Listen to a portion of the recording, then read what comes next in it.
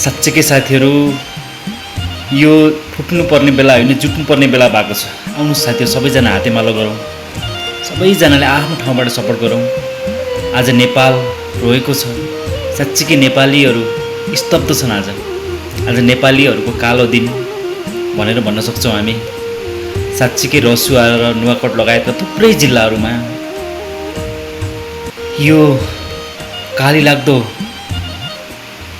यो विपद, साँच्चीकै यो विपदले आज सारा नेपालीहरूको स्तब्ध छन् साथीहरू। सबैजना जुट्नु पर्ने बेला भएको छ। आफ्नो ठाउँबाट सपोर्ट गरौँ साथीहरू।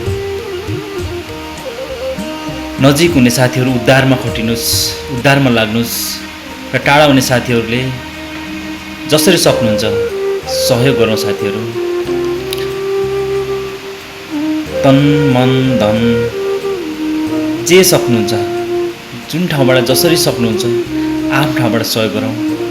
आज यो विपदबाट हामी जसरी पनि बाहिर आउनु छ साथीहरू। साँच्चीकै आज यो विपदले सारा नेपालीहरू स्तब्ध छन्। कति क्षति भयो भन्ने कुरा अझै यकिन हुन सकेको छैन।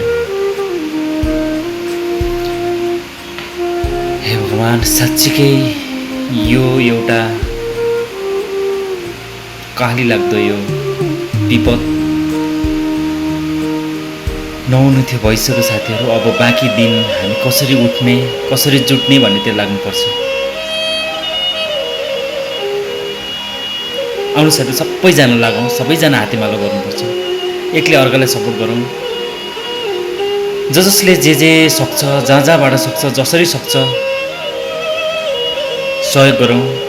नसक्नेले यो भिडियोलाई सेयर गरौँ र सबै समक्ष पुर्याएर सहयोग गरौँ साथीहरू।